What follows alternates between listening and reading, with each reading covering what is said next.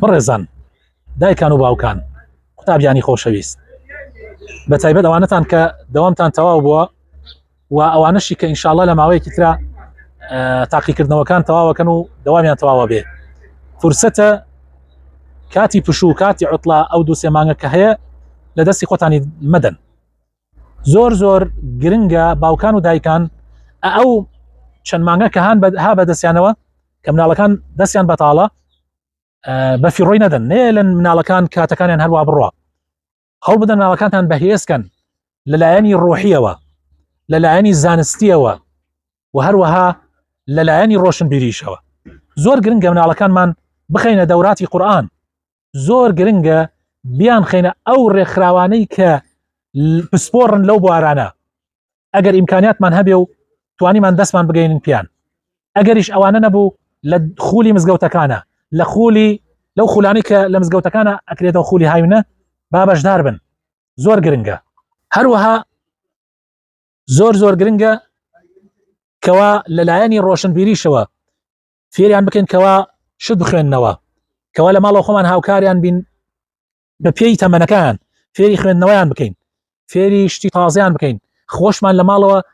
زۆر گرنگە خولێکمان هەبێ ینی خۆمان لە ماڵەوە زۆر گرنگە خولێکی ڕۆژانەمان هەبێ یان عەلە لەقەل لە هەفتەیەکە چەند ڕۆژێک دراسەتی ژیاننامەی پێغەمبەر بکەین صلی الله عليه وسلم فرمودەکانی پێغەمبەری خوا صلی الله عليه وسلم ئەربع النەوەوی ڕیاض الصالحین گەشتێکی پیا بکەین زۆر گرنگە هەندێک شتی تریش بخوێندرێتەوە ئەوەی کە سوودی هەیە بۆ تەلەبەکانمان و زۆر ئاساییشە ئەگەر بێت و بەشداریان پێ بکەین لە خولی بەهێزکردنی زمانی ئینگلیزی هەروەها خولی بەهێزکردنی زمانی عەرەبیش بۆیە من وەکو برایەکی خۆتان ئامۆژگاریتان ئەەکەم بە فیڕۆی مەدەن من خۆم بۆ خۆم مناڵەکانم خسۆتە ڕێکخراوێک و لەوێ ئەخوێنن لەگەڵەوە شاکە خۆشم شەوان دەرسیان پێدەمەوە ئێمە لە ماڵەوە من و دایکیشیان خۆمان دەرسیان پێدەینەوە بەڵام ئەزانم ئەوە کافی نییە مناڵ تاقەیەکی زۆری هەیە توانایەکی زۆری هەیە و زۆریش گرنگە لە ماڵەوە دائیمەن تەلەڤیزۆنەکانتان لەسەر ئەو کەناڵانە بێ کە ڕێنمایی مناڵەکات بەڕاستی زۆر گرنگە وەکو بۆ نمونە کەناڵی ئافرین کە دوو کەناڵە خۆی بۆ خۆی باخچەی ئافرین و کەناڵی سەرەکی ئافرینیش بۆیە تەشجیعی مناڵەکانمان بکەین کەوا ئەم دو سێ مانگە بەدەستمانەوەیە نێلین بە فیڕۆ بچێ